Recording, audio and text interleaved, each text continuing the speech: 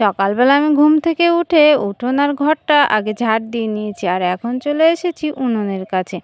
এখন উনুনের পাড়টা আমি ভালো করে ঝাড় দিয়ে নেব। তা চলো বন্ধুরা, শুভ সকাল আমার প্রিয় বন্ধুরা, তোমরা কেমন আছো? আশা করছি খুব ভালো আছো, আর তোমাদের আশীর্বাদ আর ভালোবাসায় আমরাও খুব ভালো আছি। আর আজকের ভিডিওটা আমি এখান থেকেই শুরু করছি। তা দেখো বন্ধুরা, আমি বাসি উনুনের ছাইগুলো আগে তুলে নিয়েছি, আর এখন উনুনের পাড়টা ভালো করে লেপে নেব। প্রত্যেক দিনই তো দেখো উনুনের পাড় লেপি, আর আজকে না অনেকটা লেপিনি, অল্প একটু লেপে ছেড়ে দিয়েছি। তা দেখো বন্ধুরা, আমার উনুনের পাড়টা লেপা হয়ে গেছে। এবার আমি চলে এসেছি কলপাড়ে, আর কলপাড়ে আমি সব বাসনগুলো মেজে নেব। আর আমার বাসনগুলো সব মাজা হয়ে গেছে, এবার আমি সব বাসনগুলো একটা একটা করে ধুয়ে নেব। তো তোমাদের সাথে গল্প করতে করতে আমার বাসনগুলো ধোয়া হয়ে গেল। আমি দাঁত মাজার জন্য ব্রাশটা নিয়ে নিয়েছি, আর বাগান দিয়ে একটু ঘোরাঘুরি করছি, বেশ হাওয়া লাগছে। আর অনেক দিন এই বাগান দিয়ে ঘোরাও হয় না, দেখছি এর আগে তো ঝড় হয়েছিল, কোন গাছটা ভেঙে গেছে তা দেখলাম, একটা গাছ ভেঙে গেছে। তাই আর কি বাগান দিয়ে ঘুরে ঘুরে দেখছিলাম। তা আমি বাড়িতে আসলে বেশিক্ষণ এই বাগান দিয়ে এখানে ওখানে দিয়ে বেশ ঘুরে বেড়াই। কোথায় কি হলো না হলো এগুলো তো আগে আমার বাবা দেখতো, তো এখন এগুলোই দেখি আমি টুকিটাকি করে। তা চলো বন্ধুরা, দাঁতটা মেজে মুখটা ধুয়ে নিই, আবার চা করতে হবে, ছেলে উঠে গেলে তখন আবার অসুবিধা। তা চলো, তোমাদের সাথে আবার পরে দেখা হচ্ছে। এই দেখো, আমার মুখ না ধুতে ধুতে আমার গুড্ডি সোনা ঘুম থেকে উঠে গেছে, তাই তো? তুমি একা একা চলে আসলে ঘর থেকে? আর বাবা কি করছে? পাপা ঘুমোচ্ছে। আজকে ভালো ঘুম হয়েছে? হুম, আচ্ছা, তো সবাইকে গুড মর্নিং বলে দাও। মাথাটা তোলো, একটু বলে দাও, বলো, বলে গুড মর্নিং বন্ধুরা সবাই। তা চলো বন্ধুরা, আমরা এবার গুড্ডুকে একটু মুখ টুক ধুইয়ে আর গুড্ডুকে একটু খাবার খাইয়ে নিই, তাই তো? আচ্ছা চলো। তা দেখো, আমি মুখ টুক ধুয়ে চাটা করে নিয়েছি, আর এখন কাপে কাপে চাটা ঢেলে দেব। আর চাটা আমি সবাইকে দিয়ে দেবো। আর চার সঙ্গে নিয়ে নিয়েছি মুড়ি। আমরা প্রত্যেক দিন চায়ের সঙ্গে একটু মুড়িও খাই, আর যখন বিস্কুট থাকে তখনও বিস্কুটটাও খেয়ে নিই। সবসময় বিস্কুট থাকে না, মুড়িটা থাকে, মুড়িও খাই বিস্কুট খাই। চলো বন্ধুরা, আমরা এখন চাটা খেয়ে নিই, আর এখানে বসে বসে গল্প করছি, আর আমরা চাটা খেয়ে নিচ্ছি। ওখানে মা আছে, আর পাশে সেই বয়স্ক দিদিভাই আছে, আর আমার গুড্ডু সোনার বাবা বসে রয়েছে। তাই আমরা সবাই মিলে গল্প করছি আর চা মুড়ি খেয়ে নিচ্ছি।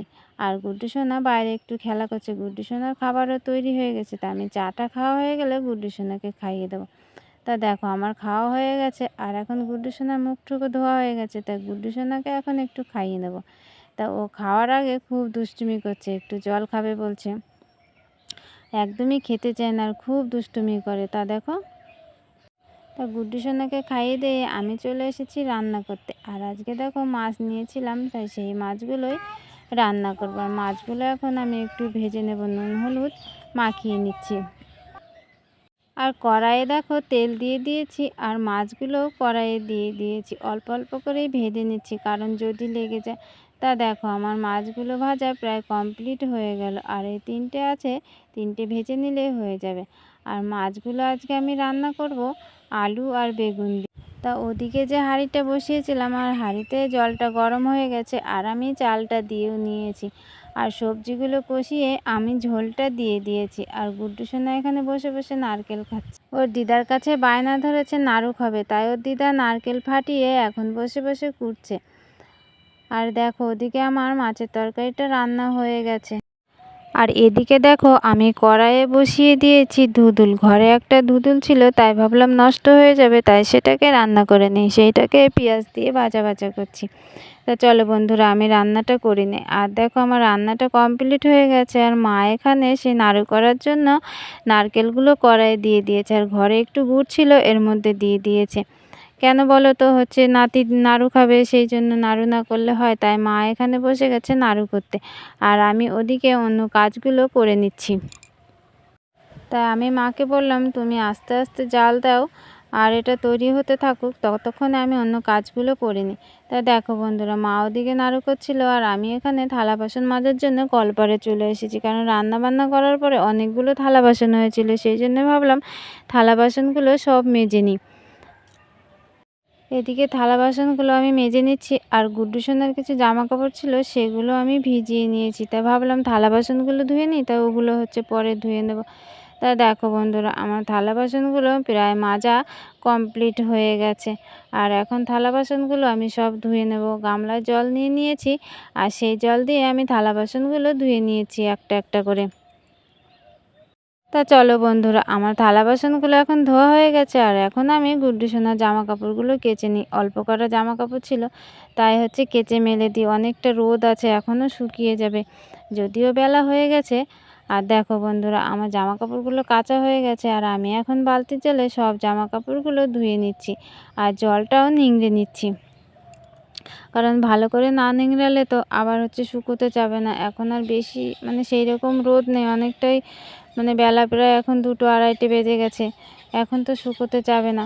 আর গুড্ডু সোনার একটা সাদা গেঞ্জি ছিল, সেটাই আমি একটু উজালা নীল দিয়ে নিলাম, কারণ বাচ্চা মানুষ তো বড্ড নোংরা হয়। আর দেখো, এই মাঠের দিকে আমি চলে এসেছি জামা কাপড়গুলো মেলার জন্য। আর দেখো আমাদের মাঠটা কত বড় আর কতটা সুন্দর লাগছে দেখতে। এখন মাঠের সব ধান টানগুলো কেটে ফেলেছে, তাই মাঠটা কিন্তু অনেকটাই বড়, আর দেখতে কিন্তু বেশ লাগে। তাই আমি ওই বেড়ার ধারে সব জামা কাপড়গুলো মেলে দেবো, কারণ ছাদের রোদটা তো চলে গেছে। তাই এখন এখানে না মেললে জামা কাপড়গুলো একদমই শুকোবে না। আর এই মাঠের ধারে না একদম সন্ধে পর্যন্ত রোদ থাকে, আর শীতের দিনে না আমরা এখানেই বসে থাকি, কারণ এখানে বেশ রোদ লাগে। সেই জন্যে যতক্ষণে সন্ধে না হয় ততক্ষণ আমরা সবাই মিলে এখানটায় বসে থাকি। তা দেখো বন্ধুরা, আমার সব জামা কাপড় মেলা হয়ে গেছে, আর আমি এবার বাড়ি চলে যাব। তা আমার ওই কাজগুলো করতে করতে দেখো মার এই নাড়ুগুলো হয়ে গেছে, আর আমিও অল্প কটা নাড়ু পাকিয়ে দিলাম। কারণ মা বলছে তাড়াতাড়ি করে চলে আয়, না হলে আবার সে ঝরঝরে হয়ে যাবে। সেই জন্য আমি অল্প কিছু নাড়ু পাকিয়ে দিলাম। মাই পুরোটা কমপ্লিট করে ফেলেছে। তা দেখো বন্ধুরা, আমি থালায় সব নাড়ুগুলো সাজিয়ে এবার রেখে দেবো। আর গুড্ডু সোনা তো এখন ঘুমোচ্ছে, সেই জন্য হচ্ছে আমি রেডি করে রেখে দিচ্ছি এখন। তা দেখো বন্ধুরা, আমি একটা নাড়ু খেয়ে নিচ্ছি, দেখি কতটা টেস্ট হয়েছে। বেশ টেস্ট হয়েছে, আর থালায় সবগুলো সাজিয়ে রেখেছি। এখন আমি ঘরের মধ্যে এটা রেখে দেবো, আর গুড্ডু সোনা ঘুম থেকে উঠে এটা খেয়ে নেবে। নাড়ুগুলো ঘরে রাখার পরে আমি বস্তা নিয়ে চলে আসলাম ছাদে। আর কিছু ধান এখানে মেলা ছিল, অনেক দিন আগেই সেদ্ধ করেছিল, কিন্তু একটু নরম হয়ে গেছিলো, তাই হচ্ছে ছাদে রোদে দিয়ে দিয়েছে। এই ধানগুলো ভাঙাতে হবে, তাই একটু গরম করে নেওয়া হলো, ভাঙাতে বেশ সুবিধা হবে। তা আকাশে হালকা মেঘলা মেঘলাও করেছে, তাই আমি ভাবলাম ধানগুলো তুলে নিই, তারপরে একটু চান করে নেব। এখনও চান করা হয়নি, চান করার আগেই কিন্তু আমার খাওয়া দাওয়া সব কমপ্লিট হয়ে গেছে। তা চলো বন্ধুরা, আমি এবার ধানগুলো তুলে নিই, আর তোমাদের সাথে আবার পরে দেখা হচ্ছে।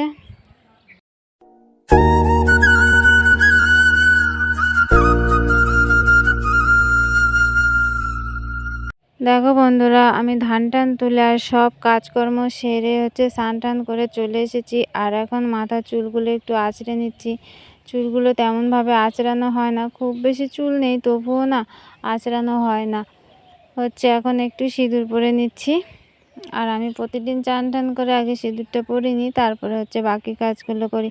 আর আমার মতো হয়তো সব মেয়েরাই স্নান টান করে সিঁদুরটা পরে নেয়, এটা হচ্ছে আমাদের বিবাহিত মেয়েদের নিয়ম। তা এখন দেখো, আমি একটু শাঁখায় লোহায় একটু সিঁদুর দিয়ে একটু প্রণাম করে নিচ্ছি।